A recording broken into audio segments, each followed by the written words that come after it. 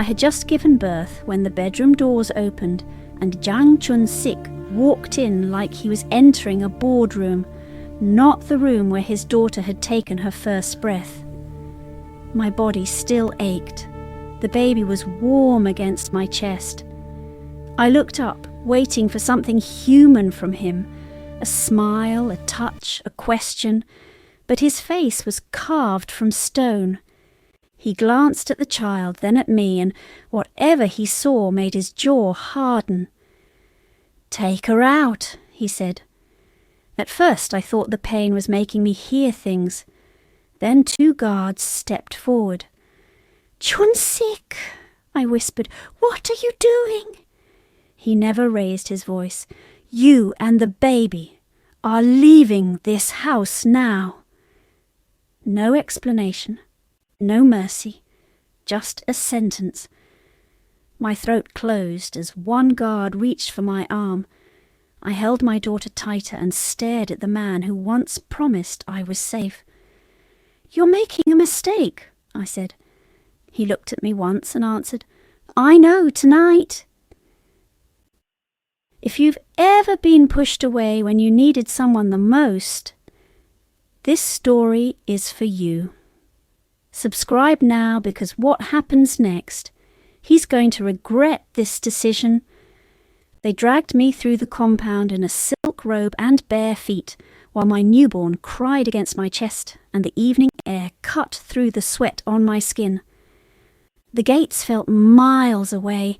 Every step hurt.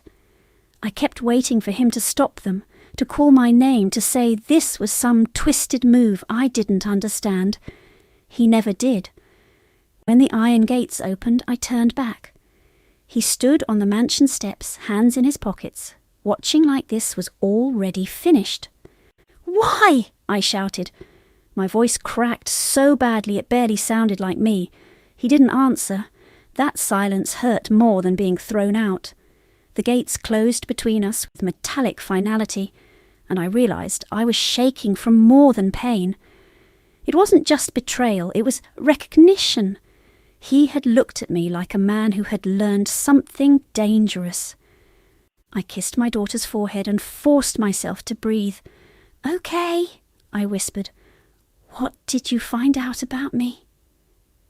I spent the night in a private recovery suite, paid for with cash from a nurse who recognized fear and asked no questions. My daughter slept beside me in a clear bassinet, small and calm, while my mind replayed Chun-sik's face again. He had not looked disgusted. He had not looked angry. He had looked certain. That was worse. Men like him did not destroy their own peace without reason. By sunrise, I stopped crying and started thinking. There was one truth I had kept from him from the day we met. I was not some woman he had rescued and kept close. My father's name had started wars, in rooms where men whispered instead of breathing. I had buried that truth because I wanted one part of my life untouched by power. Now the lie was dead. I picked up my phone, stared at a number I had refused to call for 4 years, and pressed it. When he answered, I said, "They know where I am. Tonight. Alone. If you're still here, you already feel it. This wasn't just rejection. Something deeper is happening. Tell me, do you think he knew who she was?" My father did not say my name. He did not ask if I was safe, or why I had disappeared, or whether the child was healthy. His silence had always been more frightening than shouting. Then his voice came through the phone, low and perfectly controlled. "Who knows?" I closed my eyes and pictured Chun-sik on those steps, cold and still. "The Korean Mafia boss I told you nothing about." A short pause, then, "Did he put his hands on you?" "No." "Did he cast you out?" I swallowed. "Yes." Another pause, but this one felt different. Less anger, more calculation. "Stay where you are," he said. "Do not use your name. Do not trust anyone he sends. I'm already moving." The line went dead. I stared at the screen and felt dread settling into my bones. My father was not a man who rushed because of emotion. He moved because of consequence. If he was coming personally, then Chunsik had not just rejected me. He had disturbed something larger tonight. Chunsik found me before my father did. Of course he did. He walked into the recovery suite that evening dressed in black, dry-eyed, immaculate, as if he had not shattered my life less than 20 hours earlier. The nurse left immediately. He closed the door quietly behind him. "You should not have made that call," he said. I laughed once, bitter and exhausted. "So you were watching me?" "I was making sure you stayed alive." My arms tightened around the baby. "That excuse is too late." He stepped closer but stopped well outside my reach, like even he understood he had no right to come near us. "I found out who your father is," he said. There it was. "When?" I asked. "An hour before you gave birth." The room spun around me then. "And that was enough for you to throw me out?" His eyes met mine. "It was enough for me to know keeping you inside my home would get you, her, and me both killed." Alone together. I wanted to hate him cleanly. It would have been easier if he were just cruel. Instead, he stood there looking like a man carrying a decision he despised but would make again. "Then you should have told me," I said. "You don't get to decide my fate and call that protection." His jaw tightened. "If I told you the truth inside the compound, every wall in that house would have heard it." I stared at him. "So you humiliated me to keep a secret?" He didn't deny it. "I removed you from the first place they would search." My anger rose so fast it burned through the weakness in my body. "You threw me out with your child in my arms." For the first time, something flashed across his face, then vanished. "I know exactly whose child she is," he said.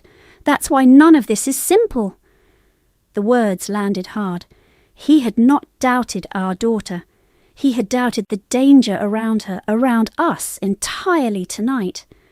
The next morning, 2 black cars parked across the street from the clinic and did not move for 3 hours.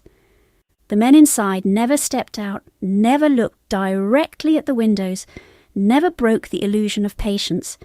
But I knew what surveillance looked like. I had grown up around men who could turn stillness into threat. When Chunsik returned that afternoon, I didn't let him speak first. "Your enemies?" I asked. He glanced through the blinds once and nodded. "And maybe your father's." My pulse jumped. "You think he would hurt me?" "I think powerful men protect bloodlines and punish humiliation. Sometimes they do both at once." He wasn't wrong, and I hated him for being right. My daughter stirred in her blanket, making a tiny sound. Chunsik lowered his voice. "We have hours, not days." "We?" I asked. He looked at me steadily. "Whether you forgive me or not, I'm not leaving you exposed again. Not this time, not while I'm breathing. Ever." Believed him. At this point, you have to ask yourself, did he protect her or did he betray her? Drop your answer in the comments. I'm reading everything. He moved us before sunset to a smaller property outside the city, one without cameras on the outer wall and without the heavy signature of wealth that made men curious. The house was plain, almost forgettable, which was exactly the point. I stood in the nursery he had ordered prepared in under an hour and tried not to notice how carefully he had thought through every detail, formula, blankets, medication, fresh clothes in my size. "You planned this fast," I said. "I plan for disaster," he answered. "That does not make you noble," I replied. He almost smiled, but not quite. "No, it makes me alive." Later, while my daughter slept, I found him in the kitchen with his sleeves rolled up, checking a pistol and a burner phone at the same time. The sight should have frightened me. Instead, it made something settle.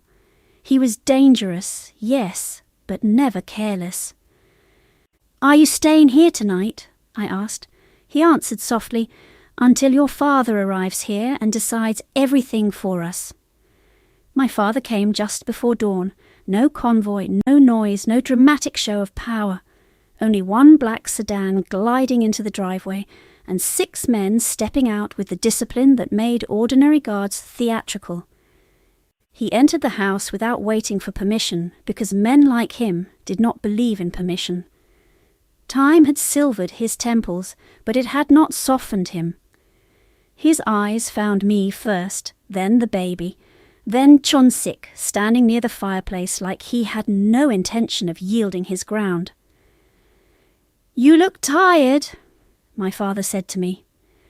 It was the closest thing to tenderness he had ever offered. "I gave birth yesterday." His gaze shifted to Chun-sik. "And he cast you out on the same day." Chun-sik answered before I could. "I moved her before my enemies closed their hands." My father looked at him for a long second. A man who protects with humiliation should pray his reasons are flawless. The room changed. 2 kings, 1 silence, and me between them. They spoke to each other without ever raising their voices, which somehow made every word heavier. My father asked for dates, names, routes, motives. Chun-sik answered all of it with brutal clarity. There was no swagger, no attempt to impress. He sounded like a man giving evidence in his own defense. I watched my father more than I watched him.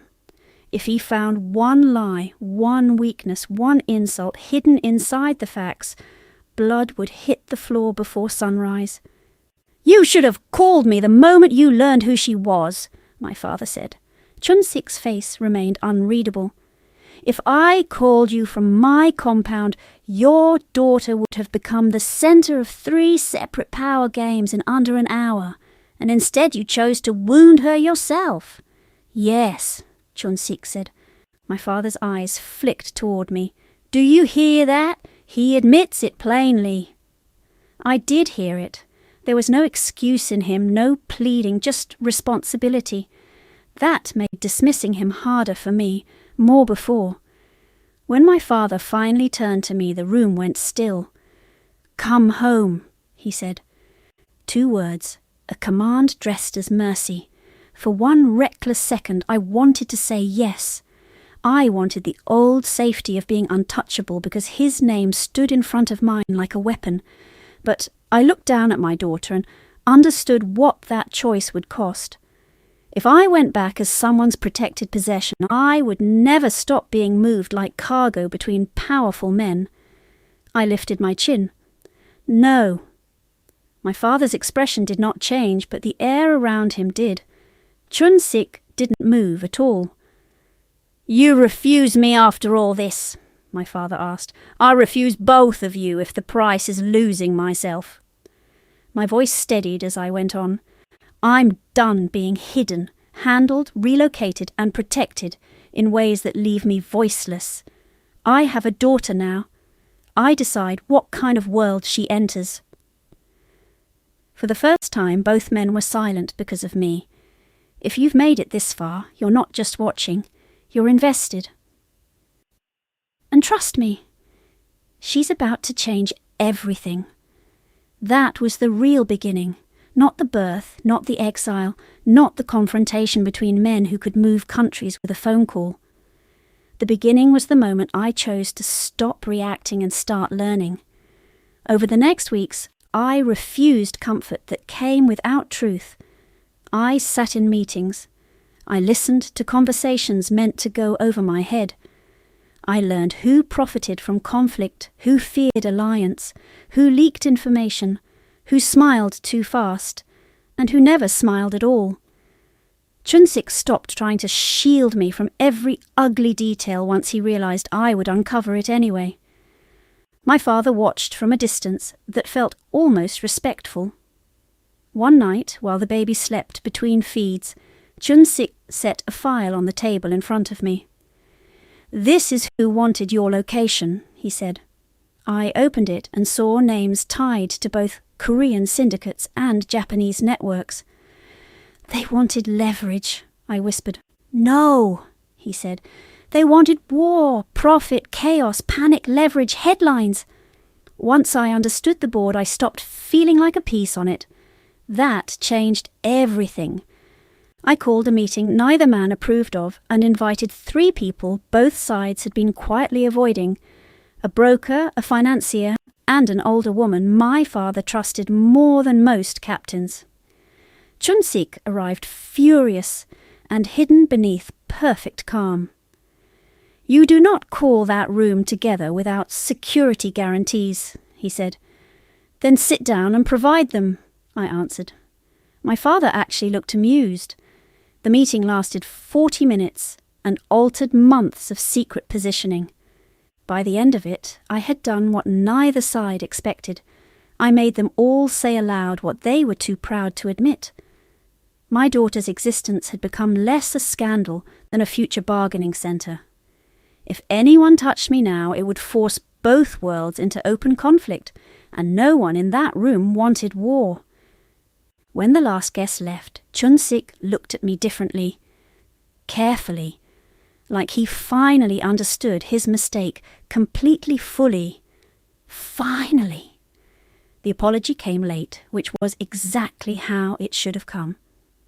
He found me on the back terrace just after midnight. The city lights scattered beyond the trees like broken glass. Our daughter was asleep upstairs. For a while he said nothing, and I let the silence do its work. Then he spoke. I knew how to keep you breathing, he said.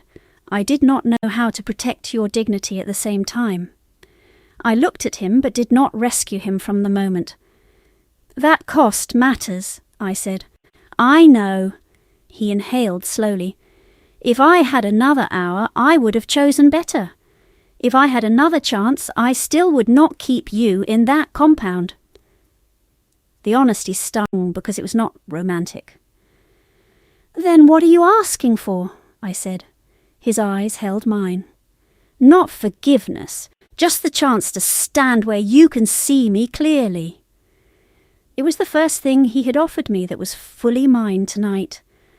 Then, 3 months later, I walked back into Chunsik's main compound in daylight, not as a woman being carried out, but as someone whose arrival changed the posture of every guard on duty.